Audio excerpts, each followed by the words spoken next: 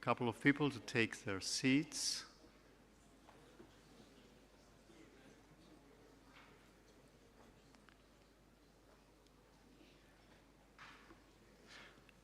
Well, as you know, the International Society of Minimally Invasive Cardiothoracic Surgery has the honor to invite a keynote speaker. It's always on Friday. And today we have a special guest. And we have a little bit of a surprise because the idea who will come was not mine. So I'll let you, the person who had the idea, tell you about this idea.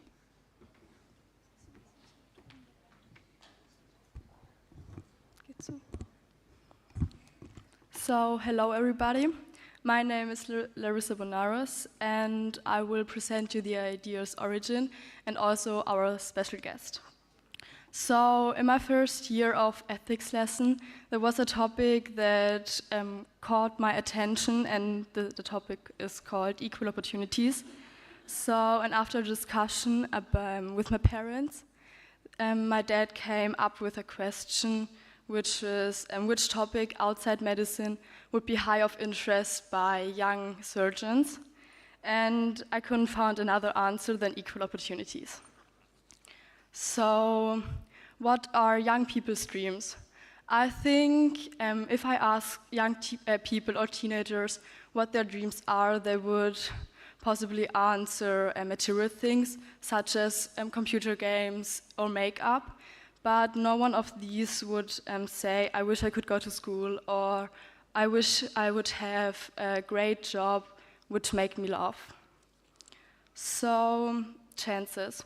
A lot of people have the opportunity to educate themselves or to go to school to have a great job, but they let this chance down to get more leisure time, more free time, and have more fun with friends, but not at school or not to educate themselves. And to my mind, there are many people in this world, also children, kids, or adults also, which don't have the opportunity to educate themselves. And I think they would grab the chance and they would make the best of it, and they would never let the chance down. So I think their wish will become true to be a great surgeon or a great teacher, whatever. But there are some examples such as Eminem, J.K. Rowling, or also Cristiano Ronaldo, who weren't born rich. So they had to work hard and never give up their dreams and hold on to their dreams. And I think this is very great. And also our today's guest did this and held on to his dreams and took his life in its hands. So Dr. Umes Arunagirinathan was born in Sri Lanka in 1978. He came to Germany as a 13-year-old unattended refugee and after an 8-month odyssey in Africa. He studied medicine in Lübeck and did his doctorate at the University of Hamburg. After his residence at University Hospital Hamburg-Eppendorf, UKE, he went to Cardiothoracic Clinic in Bad Neustadt an der Saale, and after that he went to Charité in Berlin. So now he's a cardiac surgeon and works in Halle an der Saale in East Germany. In his free time, he writes books on the topics of integration, racism, and also health policy. His latest book is called Herzensdinge, and it's about health. 3 of his 6 books are Spiegel bestsellers in Germany. So, Dr. Umes, your stage is yours. Thank you.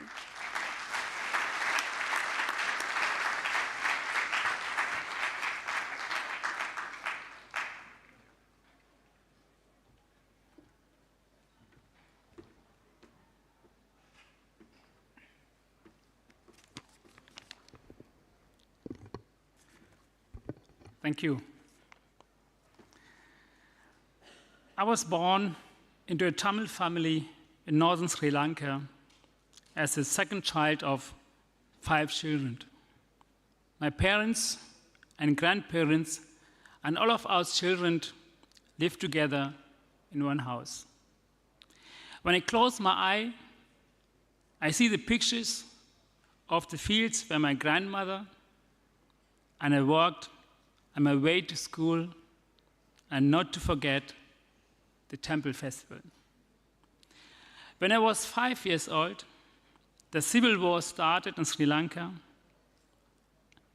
a war that constantly destroyed our day-to-day life, made us run away, and ultimately destroyed our family happiness. My older sister got sicker and sicker, and it was not unusual for me to go to the hospital with my mother and wait for hours, sometimes in vain, to see a doctor. My sister developed a severe kidney disease, and in the end, she needed dialysis.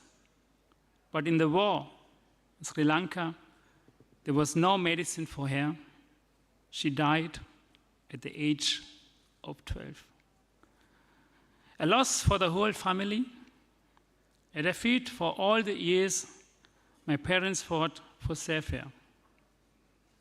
I finished 6th grade, and there was no way for me to go to school. I stood on the side of the road selling petrol with vegetable and fruit to earn money for the family. When I was 12, my parents were afraid that I would be killed by the soldiers. They didn't want to lose another child after the death of my sister. My mother had the idea of sending me to my uncle in Germany with a smuggling organization. She asked me if I would go to Germany. I then asked, can I go to school there? She wanted me to have a better life. She wanted me to survive the war, but she also wanted security for the future of the family. After 3 days' journey from North Sri Lanka, Jaffna, to the capital, Colombo, in the south, my mother organized a smuggler for me. It wasn't easy to organize because you couldn't not Google the words, best or cheap smuggler. It was an illegal business. And my mother had the idea to seek out the mothers who had successfully sent their children abroad with the smuggler. So at the end, she found me. She found one. She told a property and got the rest of money from my uncle and paid a smuggler group to take me to Germany within a week. On January 6, 1991, I stood in front of my mother. I cried. I cried and cried because I didn't know that I would have to travel alone with the smuggler from then on. I was not allowed to cry because it could be striking at the airport if a child cried. My mother got down on her knee and held both of my hand and made 3 promises to me. Don't drink alcohol. Don't smoke. Come back to Sri Lanka as a doctor. I flew with a group of Tamils from Sri Lanka to Singapore. After I flew from there to Dubai, the same evening I flew on to Togo. I had been traveling for more than 10 days, and the promised week was long gone, and I was very surprised to learn that more than 200 refugees from Sri Lanka were waiting in Lomé for the onward journey to Europe. After 6 months, I crossed the border from Togo to Ghana on foot. After 3 weeks, the journey to Europe did not continue. I came back to Togo. Finally, I continued via Benin to Nigeria, and 2 weeks later, I took my flight via Spain to Germany. On the night of September 9th, 1991, exactly after 8 months of Odyssey, I finally arrived in Germany. I was relieved, grateful, and at the same time afraid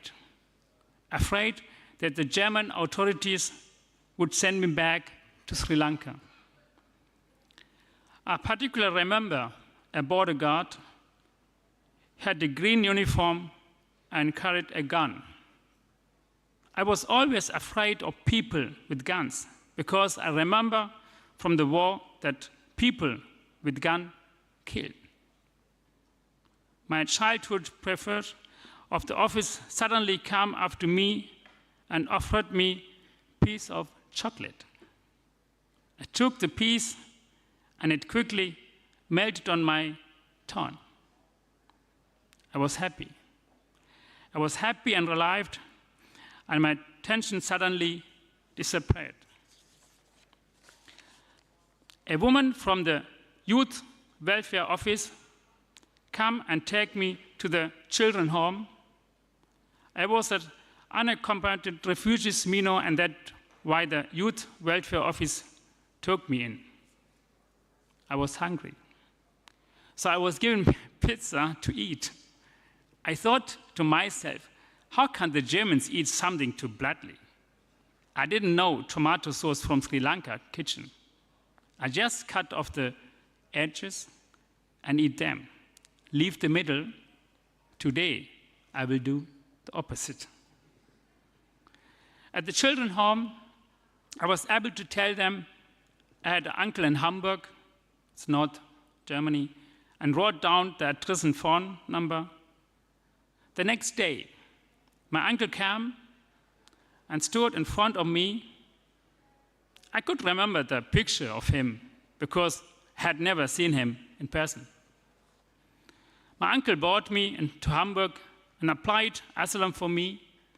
I was allowed to live with my uncle in Hamburg and was allowed to go to school after 6-month waiting period. I learned the German language, and when I was in 9th grade, I became speaker for the school, head boy at my school. After 3 years, my asylum application was rejected, and I was told to leave Germany within 3 weeks. Heavy stone fell on my heart. I lost my mind. Everything I dreamed was stolen from me. I was standing on the 11th floor of our house. My mind was busy jumping. I suddenly had images of Sri Lanka, image of my childhood. I saw my mother in mind. I didn't jump. I would never have forgiven myself. My school fought tooth and nail for me to stay in Germany. I knocked in every door, even the church, to get support. Everyone supported me. The teachers paid my legal fees, and I was allowed to continue going to school. My class teacher took over the guarantee. I got a high school exam, and despite my threat to deportation, I was allowed to study medicine in Germany. I worked as a dishwasher, a cleaner by McDonald's, and finally 6 years in nursing as a temp and paid for my studies myself and supported my family during the war. In 2006, I wrote the book Alone on the Run and did over 100 readings in Germany and worked for understanding for refugees. I dedicated the book to my German father, my teacher, Lorenz Köhler, who was my class teacher. 2008, my dream came true. I finished my study, a dream that was shaped by my mother whispering to my sisters during a visit to the doctors, how nice it would be if we had a doctor in the family. In the same year, after years of struggle, I was recognized as a part of German society and became a German citizen. My parents managed to bring all my siblings abroad from the Civil War. Our family consists of 5 nationalities. My parents are Sri Lankan. My sister Vani is Canadian. My sister Nala is British. My little brother is American, and I am German. In 2014, after a long illness, I received that news that my father had passed away in Sri Lanka. I struggled with myself. I never wanted to be where, in a sense, people were killed. As the eldest son, it was my duty to be present at my father's funeral. According to Hindu belief, I was supposed to light the fire when my father's body was cremated. The idea was horrible to me. But it was my duty as the oldest son. After 24 years, I flew to Sri Lanka. The first time all my siblings were with my parents. I sat, occasion since was my father's date. I saw my mother not smiling, a strong woman who gave me future and saved my life. After my father's funeral, I stood in the backyard of house under the mango tree that my oldest sister and father planted with me 28 years ago, and asked mother if she remembered January 6, 1991, and the 3 promises I made to her. She looked at me and didn't remember. I told her, Mom, I've never had a sip of alcohol, never smoked, and now I am standing in front of you as a doctor. I saw her smile for the first time after my father's death. When goals are achieved in life, new dreams come. I learned about cardiac surgery during my student job. I set myself the goal of becoming as cool as the heart surgeon from Lübeck. I worked for over 7 years in northern Germany, became assistant speaker, was a representative in the medical parliament. I wasn't trained. I heard saying like, it's a no for you where you are. Be glad you got a job in cardiac surgery in Germany. Everyone should be able to bend their goals, dreams along the way, but no one should let themselves be broken in the process. I didn't want to lose myself. I left my hometown Hamburg and went to Bavaria. In 2017, I wrote the book Der fremde Deutsche, the foreign German. If someone in Germany asks where I come from, my answer, I'm German, was never accepted. But if someone with my skin color in the US said that he is American, this wouldn't have been questioned. We need time in Germany. People have to learn to accept that dark-skinned people can also be German. I was brought to Germany from Sri Lanka as a small tree with tinty roots.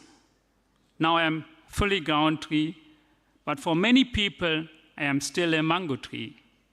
Even though my roots originate in Germany, only those who get to know might find out that I'm German, because you only get to know my roots if you talk to me.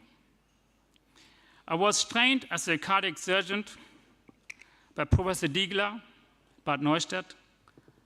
It was a dream come true, finally. I would like to read you an article from the school newspaper from 1997. My life is a prison. I'm not a criminal and I'm not someone who scrapes up. I'm a person who lives in Hamburg, feel at home there and committed to helping others. My name is Umes and I am 20 years old. Oh, 20 years ago. I'm a Tamil from the North Sri Lanka. There has been a civil war for about 15 years. I have been living in Hamburg for 7 years now, alongside with my uncle in Hamburg. I'm visiting the 12th grade at the comprehensive school. I'm school speaker. I stand up for the right of peoples. I applied for asylum in Hamburg, which was rejected by the High Administration Court September last year. I was supposed to leave Germany immediately, but my school stood up for me. I was allowed to finish my high school in Hamburg, but then I have to leave. Until then, I will be tolerated. This means that I am not allowed to work or leave Hamburg without permission from the authorities. I would lose to stay in Germany and study medicine, but the authorities are closing the doors on me everywhere. I'm a second-class person. I don't know what is currently I'm living in because I want to be able to move around freely. I want to be allowed to work. I want to be human. My parents and siblings live in war zone in Sri Lanka north and are in great danger. I can't phone them and letters take months. I haven't seen my family for over 8 years. The question is if I will even see them again. Everything is questionably. An internal clock is ticking inside me, constantly telling me that I only have a few months left until the time comes, until I have to go back. Can't the clock slow down? I want to stay in Hamburg for longer. When I was in Sri Lanka, I had a lot of friends, and when I left Sri Lanka, I also left my friends. In the beginning, I had almost no friends in Hamburg, and I have many that I will really miss when I have to go back. I'm not a machine that can constantly change places and friends. I'm also human being, and I have feelings too. I want to stay in Germany, study medicine, and later help people in the world. I want to work for peace in the world. I can only do all this from Germany because I am at home and safe here. My dream can only come true in authorities' open doors. The law said I have to get out, but the laws are not written by God. They are written by people. I still have hope, but the question is, for how long? There's still a war going in Sri Lanka, but no one knows for sure. My people in Tamil are imprisoned and killed on false ground. They are treating like animals in prison. What else am supported to do in Sri Lanka? There's no security for me in Sri Lanka. Is there no place for me in Germany? Now, I have a place in Germany, and I have two godsons, Oscar and Lenny. Oscar on the left side is from Bavaria, and Lenny on the right side is from Hamburg. And I'm heart surgeon, and I have published 5 books. 3 of them are Spiegel bestseller, and have achieved all this because I have never lost sight of my goals, and many people have supported me along the way. Thanks to Professor Sivas for the inspiration, and thanks to Regenspooner to open the door to heart surgery, and special thanks to Professor Diegler from Bad Neustadt, who trained me as a heart surgeon. Thank you for the opportunity to speak to you. Thank you.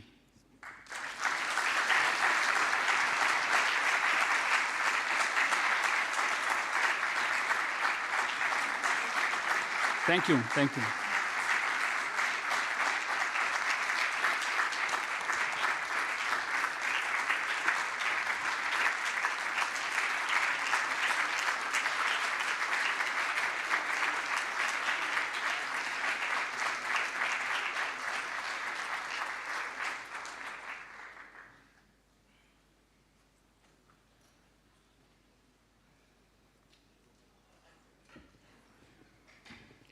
We'll close the session and move to the next one. Thank you very much, Umes, for the very excellent presentation. Really excellent.